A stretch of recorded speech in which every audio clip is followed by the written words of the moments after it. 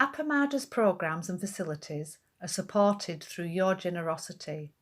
Your support really does make a huge difference. You'll find a link for contributions on the website at appamada.org/contribute. Thank you so much.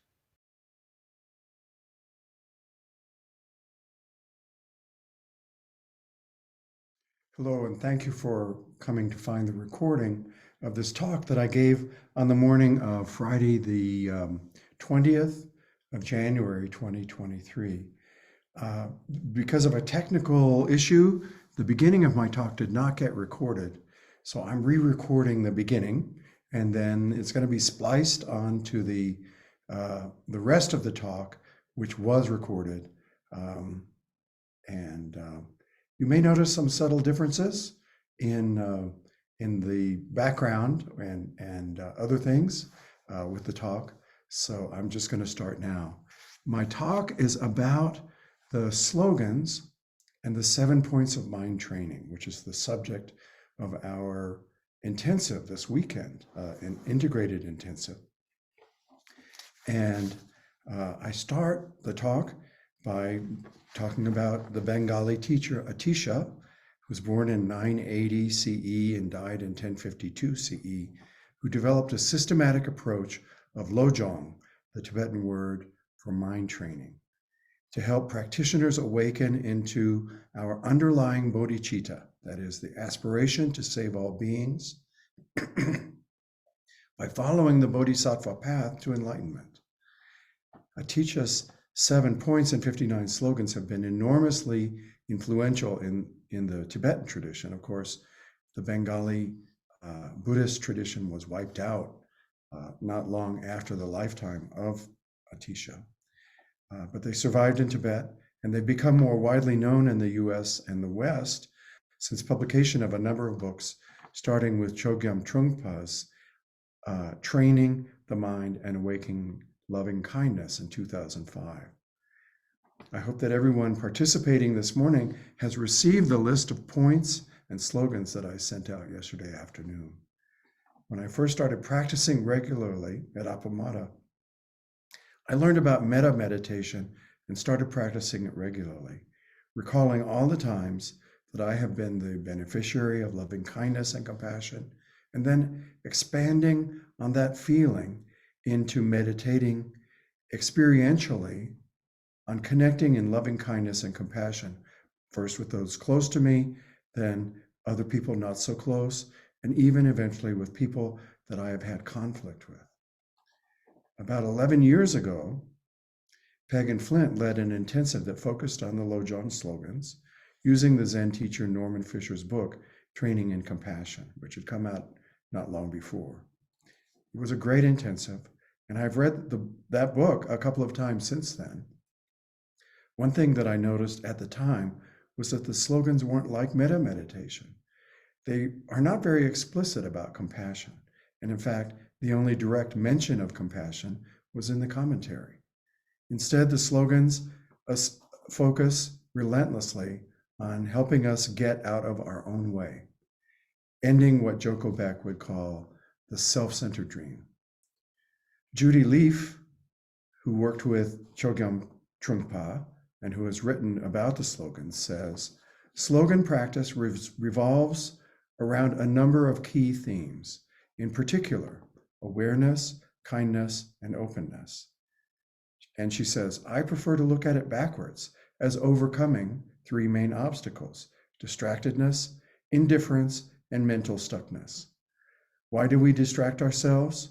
To avoid facing the fact that our very existence is shifting and insubstantial, with no reliable solidity whatever. Why are we indifferent? We are indifferent due to our self-absorption, and that leaves us no room in our heart for others. Why are we mentally stuck? Because we are afraid of the limitless compassion and unbounded emptiness of our own nature. It's due to our self-absorption of no room in our heart for others. Why are we mentally stuck? Because we are afraid of the limitless compassion and boundless emptiness of our own nature. As it says in a slogan that I'll describe later, we have everything we need already, and that is emphasized throughout the slogans. I'm reminded of a talk that Flint gave about 10 years ago, if not more, a TEDx talk that's available on the web, and probably everybody here has seen it. He's talking to a regular folks, business people type of TEDx audience, and he gets them to take a piece of paper and write their greatest strength on one side and their secret shame, essentially, on the other side, and then to turn that piece of paper into a Mobius strip so there is a continuous flow between the greatest strength and what people would describe as their weaknesses. And I believe that that's what Judy Leaf is describing in her description of the Lojong slogans as well, that we have what we need.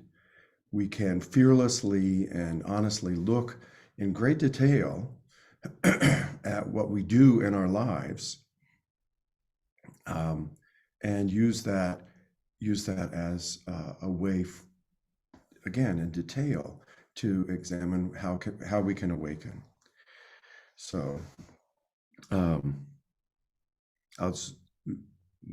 been participating for several months in a small Alpha Mata group that meets on Wednesdays at noontime, called Zazen and Sharing.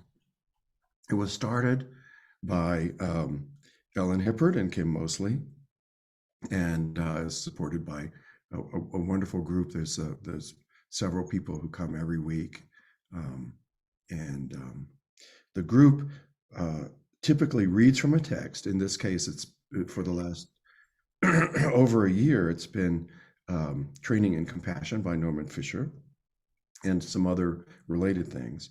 Typically reads from a text, meditates for 30 minutes, does a couple of minutes of reflected writing, and then shares what they wrote. When I started with the group regularly, the group was already a third of the way through the Lojong slogans, taking them one at a time. And now we're in the 40s, and we will be finishing up in April, I think, early in April. So the chance to engage with the slogans slowly and in this level of detail has been wonderful, and as has been the chance to learn from so many other Sangha members with such deep commitment to practice. Of course, we can't do that in a couple of days, but we can do a lot. Todd will be talking tomorrow, and I know he has a great talk planned. And I want to share a couple of things today. And I see that I need to speed up. So first, I want to talk about the very first slogan, which is under point number 1, train in the preliminaries. And then I'll talk about the 45th slogan and the 44th slogan, and end with some advice from Peg Syverson. The traditional way of talking about train in the preliminaries is described by Pema Chodron. She says, the preliminaries are also known as the 4 reminders. In your daily life, try to, 1, maintain an awareness of the preciousness of human life and of this existence, which gives us a capacity that other lifestyles, other life forms cannot have, even God's. Be aware that of the reality that life ends and death comes for everyone. 3, recall that whatever you do, whether it's virtuous or not, has a result, and that what goes around comes around. And 4, contemplate that as long as you are too focused on self-importance and too caught up in thinking about how you are good or bad, you will suffer. Obsessing about getting what you want and avoiding what you don't want does not result in happiness. Those are the 4 points under training in the preliminaries. Norman Fisher's version sounds broader, more contemporary, and more Zen-like. He says, Training in the preliminaries is to stop moaning and feeling sorry for yourself and to recognize instead that regardless of what has happened or why, this is your life and you are the only one equipped to deal with it. And then, based on that sense of personal responsibility, training in the preliminaries involves reflecting on your life so that you can develop the resolve and courage to begin a new life path. Training in the preliminaries is the process of looking honestly at your life and making a firm decision to embark on a disciplined spiritual path. There are many ways to do this. In Alcoholics Anonymous and other recovery programs, it's done by coming together in community and telling and listening to one another's stories. It can be done with psychotherapy or other focused modalities. The point is that you begin by marking a pause in your life, a time when you say to yourself, the old path is no good anymore. I've come to the end of it. I need to take the time now to review my life so that I can find the motivation to go ahead differently. Once you take that time and find that motivation, you are training in the preliminaries. In the Bodhisattva vow that we chant on weekdays, we say, beings are numberless. I vow to free them. Brad Warner has famously written, I vow to save all beings from myself. That's exactly what the slogans help with. Focusing in depth and in psychologically insightful detail on how the delusions we cherish help perpetuate our own suffering and contribute to the total suffering quotient of the entire universe. So now I want to talk about the 45th and the 44th slogans and close with a suggestion from Peg Syverson on how we can engage with them during the day today. The 45th slogan is, says, take on the three causes. And when I first read this, I thought causes, oh, that must be causes of suffering, right? But it's not. It's actually, as Norman Fisher describes it, the first cause to be taken on is find a good teacher, and this because no one can do mind training alone. The second cause is realize how important it is for you to tame your mind, because this work is not optional if we want to be happy in this life, if we want to find liberation. And the third cause is realize you have what you need. Fisher says, if you are alive, you have consciousness, you live in a world with others, you have the motivation to live a good life, you have food to eat and a roof over your head. What else do you need? To practice this slogan is simply to recall all of this when you get grumpy or dissatisfied. Remember your community and teachers. Remember the importance of mind training. Remember that you have what you need. Finally, I want to close with slogan 44, train in the three difficulties. So this is a slogan that helps us keep engaged with working on various default habits, those unsuccessful yet compelling attitudes, thoughts, and actions that seem to keep coming back over and over again despite our best intentions. The first difficulty is when the habitual impulse, whatever it is, first appears in your mind, the moment when it first pops up. Can you notice it? This is from Norman Fisher. The second difficulty is that once it appears, it is compelling and very difficult to let go of. Can you let go? The third difficulty is that even if you can let go, it's hard not to be compelled by it all over again when it pops up again next time because of the force of residual habit energy that you've been putting into it maybe for a whole lifetime. Can you let go and again and again with patience and with self-compassion? Peg Syverson on January 1st sent out an email that I plugged in an email of my own last week, in which she said essentially the same thing that is being said in this slogan here as part of her New Year's Day message. She says, in our particular culture, we are accustomed to acting on our impulses, often without reflection. We are accustomed to driving to the store and getting whatever we fancy.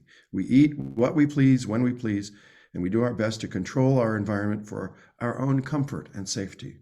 Still, We try to teach our children self-discipline and patience, even while we do not practice them ourselves. We believe we do, of course. So here is a micro practice for impulse regulation. You may learn quite a bit about yourself from it. Step 1, can you observe for a few days what speech and actions are typically prompted by impulse for you? Generally, these have an automatic or compulsive quality: reaching for the last cookie, checking your phone, giving a routine response to someone, buying something online. I would add something to what Peg is saying here. And these are the impulsive acts for me have the quality of low effort and high serotonin reward, or some other brain chemical, that it's just, you just get a surge of something that feels good by doing something habitual. So step 2, can you insert a pause between the impulse and action? Don't get excited. Just try this maybe once or twice a day at most, she says. How long a pause would that be? And can the pause be stretched long enough to give you time to reflect? This is an exploration, not a virtue test. Step 3, be curious. How does it feel to practice this pause, to interrupt this impulse? What do you observe in yourself or others? Regulating our impulses is the first step toward wisdom. It gives us time to think, speak, and act in accord with our deepest intentions and our values. So that's my suggestion for today as we go out into life practice. See if you can interrupt some impulsive behaviors with a brief pause, and and then note for yourself what it feels like, what impact it has on you, what impulse control might have in relation to others, and just explore that and see what difference it makes, if any. And I ask that you come and when you come back tonight, that you share that experience with us. We're going to have a Dharma activity tonight that would involve some reflection on that. So to recap, what actions have strong impulsiveness behind them? What happens if you insert a pause between an impulse and an action? And what does it feel like when you do so? Thank you so much for your kind attention. I've actually finished on time. That's great. Thank you again for your attention. And let's return to sitting and prepare for service.